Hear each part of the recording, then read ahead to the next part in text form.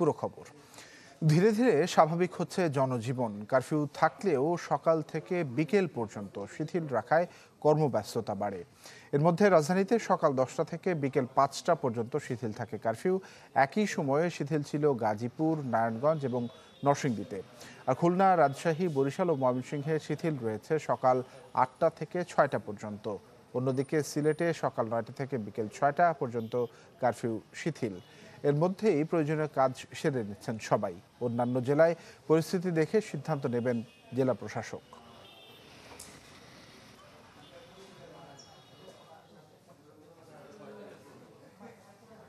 বরিশালের খবর জানাচ্ছেন কাউসার হোসেন রানা।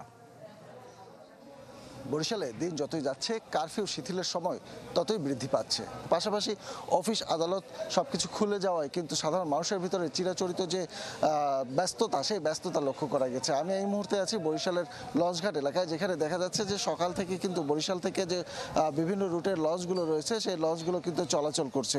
এবং একই অবস্থা দেখেছি বরিশালের দুটি বাস টার্মিনালে, নতুল্লাবাদ বাস টার্মিনাল এবং রূপাতলী বাস টার্মিনালে।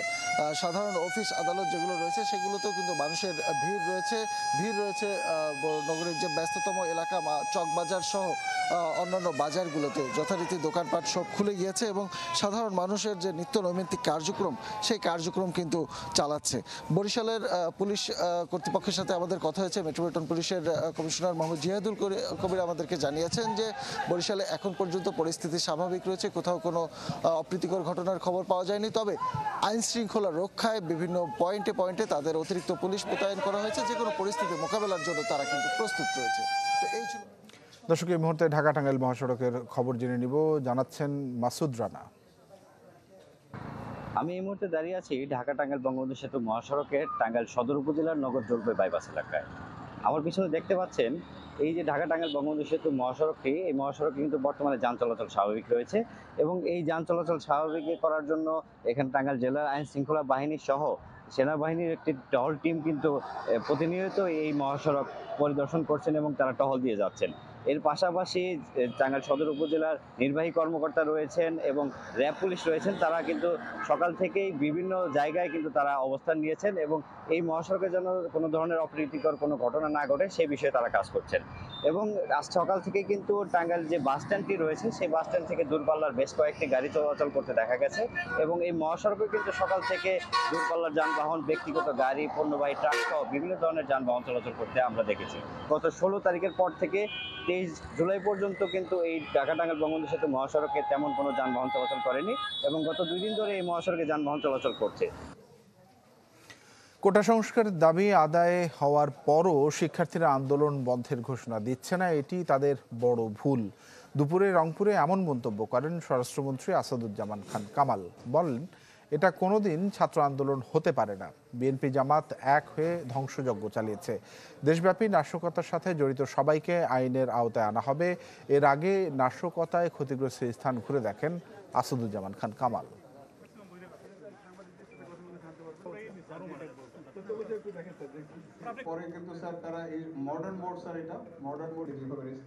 যে ছাত্র নেতারা, তোমরা, আমি সবসময় বলছি তোমরা ভুল করছো। এখনো যদি তোমরা ভুল করে থাকো তাহলে এই যে ক্ষতিগুলি হলো, এই যে সম্পদ নষ্ট হলো, এই যে মানুষের জান গেল, এর দায়িত্ব কে নিবে? এর দায়িত্বটা কে নিবে? নিজের কাছে প্রশ্ন করো, তারপরে সিদ্ধান্ত নাও। যারা যারা এই সম্পদ বিনষ্ট করেছে, থানা লুট করেছেন, ভার্সিটির আমাদের সম্পদ নষ্ট করেছেন, আমাদের ইসেকে হত্যার চেষ্টা করেছেন, সবগুলোকে আমরা চিহ্নিত করব। মাদারীপুরে নাশকতার আগুনে পুড়েছে সরকারি বেসরকারি বহু স্থাপনা। ভাঙচুর চালানো হয় জেলা প্রশাসন, পুলিশ সুপার এবং আওয়ামী লীগ কার্যালয়ে। এতে ক্ষতি হয়েছে 100 কোটি টাকার বেশি। আর এই ঘটনায় জড়িতদের ধরতে কাজ করছে আইনশৃঙ্খলা বাহিনী। প্রথম দেখায় মনে হতে পারে এই যেন পুড়ে যাওয়া এক নগরী। পুরো ডিপো জুড়েই আগুনের লেলিহান শিখায় পুড়ে গেছে বাসের সারি। অথচ এক সপ্তাহ আগেও এই ডিপোতে ছিল চকচকে ঝকঝকে পরিবহনগুলো। যাত্রীদের সেবা দেওয়ার লক্ষ্যে ঢাকা সহ দেশের বিভিন্ন স্থানে চলাচল করত বাসগুলো। কিন্তু গেল 20 জুলাই রাতে দুর্বৃত্তদের দেয়া আগুনে এভাবেই পুড়ে ছাই হয়ে যায় সার্বিক পরিবহনের পুরো বাস ডিপো। পরিবহনে সন্ত্রাসীদের হামলায় বিপুল পরিমাণ ক্ষয়ক্ষতি, প্রায় 32টি গাড়ির উপরে আমাদের পুড়িয়ে দিয়েছে। 60টা গাড়ি ভাঙচুর করছে, এতে ক্ষতির পরিমাণ প্রায় 32 কোটি টাকার উপরে। একই রাতে আগুন দেয়া হয় মাদারীপুর পৌর মুক্তিযোদ্ধা অডিটোরিয়ামেও। পুড়ে যাওয়া ভবনটি দেখলে মনে হতে পারে এটি কোনো ভুতুড়ে বাড়ি। এছাড়া কোটা সংস্কার আন্দোলন ঘিরে ত্রিমুখী সংঘর্ষের ক্ষতচিহ্ন রয়ে গেছে পুলিশ ফাঁড়ি সহ অন্তত 15টি স্থাপনায়। এসব সংঘর্ষের ঘটনায় পুলিশ বাদী হয়ে 4টি মামলা করেছে। এতে আটক হয়েছে 70 জনের বেশি।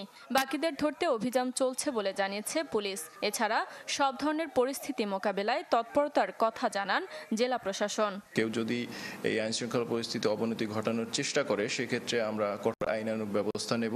সুনির্দিষ্ট তথ্য প্রমাণের ভিত্তিতে আসামিদের গ্রেপ্তার অভিযান চলমান আছে। আমরা চেষ্টা করেছি যে সেই পরিস্থিতিকে স্বাভাবিক পর্যায়ে আনার জন্য পর্যাপ্ত ফোর্স এবং নিয়োগের মাধ্যমে নানাভাবে সেই পরিস্থিতি থেকে উত্তরণ করা হয়েছে। এখন জনজীবনে স্বস্তি এসেছে।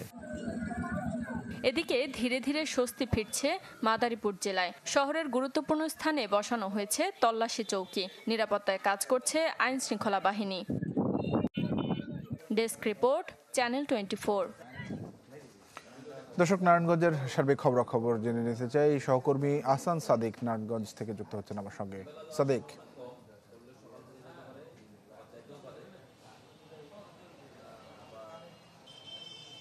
তানভীর, কারফিউ পরিস্থিতি কিন্তু এখনো চলমান নারায়ণগঞ্জে। সকাল 10টা থেকে বিকেল 5টা পর্যন্ত কিন্তু কারফিউ যে শিথিল অবস্থা, সেই সময়ের পরিস্থিতি যদি জানাই তাহলে ঢাকা চট্টগ্রাম মহাসড়ক এবং ঢাকা নারায়ণগঞ্জ যে লিংক রোড রয়েছে, এসব স্থানে কিন্তু যে স্বাভাবিক মতো কিন্তু গণপরিবহন কিন্তু চলাচল করতে দেখেছি আমরা।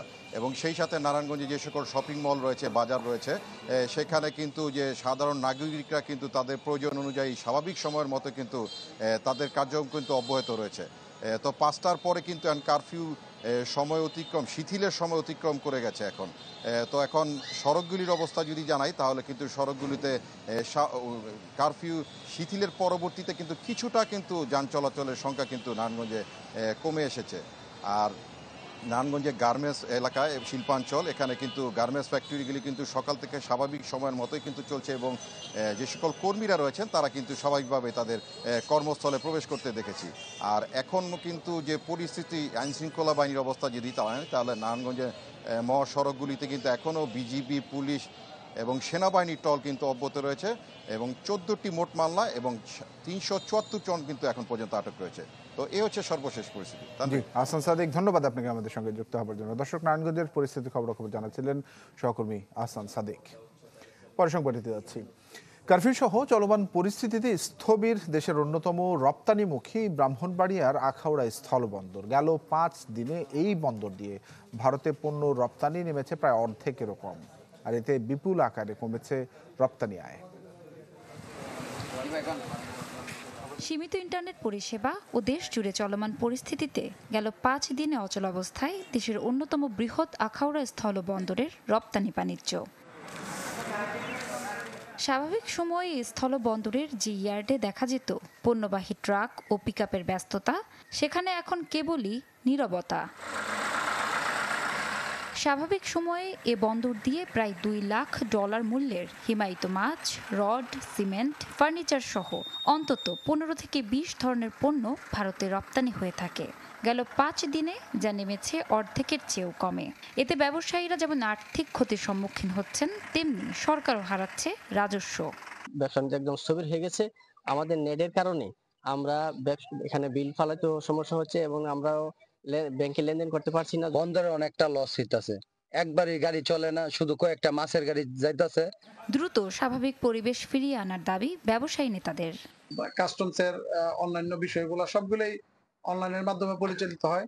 তো যেহেতু অনলাইন বন্ধ, সেহেতু এটা স্থবির। আমাদের সার্বিক পরিস্থিতিটা উন্নতি হোক, এটাই আমরা চাই। এটা হলে আমাদের ব্যবসাটা আবার আগের মতো আগের জায়গায় ফিরে যাবে বলে আমাদের বিশ্বাস। স্থলবন্দরের কর্মকর্তারা বলছেন, পরিস্থিতি স্বাভাবিক হলে পূর্ণরূপে ফিরবে বন্দরের কার্যক্রম। অনলাইন চালু হওয়ার সাথে সাথে এগুলা হচ্ছে আমাদের যে সফটওয়্যার আছে সেই সফটওয়্যার এন্ট্রি করতে হবে। রপ্তানিকারকরা পেরিশেবল গুডস ছাড়াও তারা যদি অন্যান্য প্রোডাক্টও পাঠাতে চায় তাহলে সেগুলো ম্যানুয়ালি পাঠানো যাবে। আখাউড়া স্থলবন্দর দিয়ে 1994 সাল থেকে ভারতের সঙ্গে পণ্য আমদানি রপ্তানি বাণিজ্য চলছে। Desk report, channel 24। পুলিশের পোশাক পরে কিছু দুষ্কৃতিকারী কোটা আন্দোলনকারীদের ওপর হামলা চালিয়েছে, যার দায় দেয়া হচ্ছে পুলিশের ওপর, এমন মন্তব্য করেছেন নৌপরিবহন প্রতিমন্ত্রী খালিদ মাহমুদ চৌধুরী। চট্টগ্রাম বন্দরে কর্মরত শ্রমিকদের খাদ্য সামগ্রী বিতরণ শেষে সাংবাদিকদের কাছে তিনি এই মন্তব্য করেন। বলেন, জানমালের কথা চিন্তা করে দেশে কারফিউ জারি করেছে সরকার। যাদের দেশের উন্নয়ন পছন্দ হয় না তারাই অস্থিতিশীল পরিবেশ তৈরি করতে তাণ্ডব চালিয়েছে। শুধু তাই নয়, সাধারণ শিক্ষার্থীদের বিদেশ থেকে আন্দোলনে উস্কে দেয়া হচ্ছে বলেও মন্তব্য করেন মন্ত্রী। কর্মচারীদেরকে আমরা এখানে প্রতীকী বিভিন্ন জায়গায় হামলা করা হলো, এমনকি পুলিশের ড্রেস পরে আইন শৃঙ্খলা রক্ষাকারী বাহিনীর পোশাক পরেও সেদিনকে নিরীহ ছাত্রদেরকে আক্রমণ করে আমাদের আইন শৃঙ্খলা রক্ষাকারী বাহিনীর উপরে দোষ চাপিয়ে দেওয়ার মতো ঘটনা ঘটেছে। এই দেশ দখল করার জন্য আপনার ওই বিদেশ থেকে উস্কানি দেওয়া হলো এবং সেই উস্কানির কথা বলে মির্জা ফখরুল বলল এই আন্দোলনের সঙ্গে বিএনপি আছে। চলমান পরিস্থিতির নেতিবাচক প্রভাব পড়েছে পর্যটন খাতে। যানবাহন চলাচলে এক প্রকার স্থবিরতা নেমে আসায় এক সপ্তাহেরও বেশি সময় ধরে কোনো পর্যটক যেতে পারেননি কক্সবাজার এবং 3 পার্বত্য জেলাতে। যারা আগে গিয়েছিলেন তারাও আটকা পড়েন। তাতে আর্থিকভাবে বড় ধরনের ক্ষতির মুখে পড়ে হোটেল, মোটেল, রেস্তোরাঁ সহ প্রতিটি পর্যটন খাত সংশ্লিষ্টরা। গেল এক সপ্তাহের বেশি সময় জুড়ে কোটা সংস্কার আন্দোলন ইস্যুতে উত্তপ্ত ছিল গোটা দেশ। তাতে সংঘাতময় পরিস্থিতির কারণে নেতিবাচক প্রভাব পড়েছে পর্যটন খাতে। এ যেমন কক্সবাজার, যেখানে এমন সময়ে ভ্রমণ পিপাসুদের বিপুল আনাগোনা থাকে, সেখানে গেল সপ্তাহ খানেক ধরে যেতে পারেনি কোনো পর্যটক। উল্টো আটকা পড়ে অনেকে। এই অস্থিতিশীল পরিবেশের কারণে পর্যটক খরায় ক্ষতির মুখে পড়েছে হোটেল, মোটেল, রেস্তোরাঁ সহ প্রতিটি খাত। তাতে বেড়েছে ক্ষতির পরিমাণ। আমাদের ইলেকট্রিসিটি বিলটাও ওঠার কোনো রাস্তা নেই। এই ক্ষতিটুকু কিভাবে পোষাবো সেটা একমাত্র আল্লাহ ছাড়া আর কেউ জানে না। আমরা চাই এখান থেকে উত্তোলনে জনজীবন স্বাভাবিক হওয়ার জন্য, পর্যটন শিল্পকে রক্ষার জন্য সরকার পদক্ষেপ গ্রহণ করবে। বর্ষা মৌসুমে প্রাণ ফিরেছে রাঙ্গামাটির ঝর্ণাগুলোই, প্রকৃতিতে ফিরেছে আপন রূপ। কিন্তু এরপরও পর্যটক শূন্য হয়ে পড়ে নৈসর্গিক সৌন্দর্যের আধার এই শহর। তাতে ক্ষতির মুখে hotel, motel, tourist boat, house boat, cottage মালিক সহ পর্যটন সংশ্লিষ্টরা। পরিস্থিতি খারাপের কারণে আসলে আমাদের সমস্ত বুকিংগুলো ক্যান্সেল হয়েছে। ব্যবসায়িকভাবে অনেক আমরা ধ্বংসের মুখে, আমাদের অনেক লস হয়েছে। পর্যটন সংশ্লিষ্ট যারা আছে সবকিছু মিলিয়ে প্রায় 4 কোটি টাকার উপরে এখানে ক্ষতি হয়েছে। প্রাকৃতিক সৌন্দর্যের রানীক্ষেত বান্দরবান, যেখানে যৌথ বাহিনীর সন্ত্রাস বিরোধী অভিযানের কারণে এমনিতে চলছে পর্যটক খরা। তার উপর চলমান পরিস্থিতিতে যান চলাচল না হওয়ায় পর্যটক শূন্য এ জেলা। একই চিত্র খাগড়াছড়িতেও।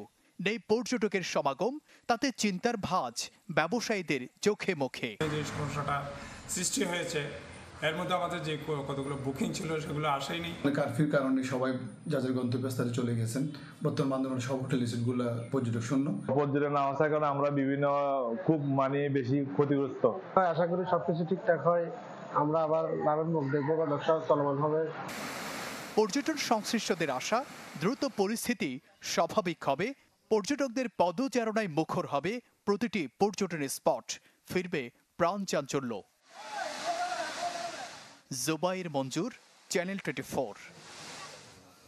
দর্শক, এই ছিল বেক্সন মার্ট, দেশ 24 এখনকার আয়োজন। সঙ্গে থাকে আপনাদের সবাইকে অনেক ধন্যবাদ।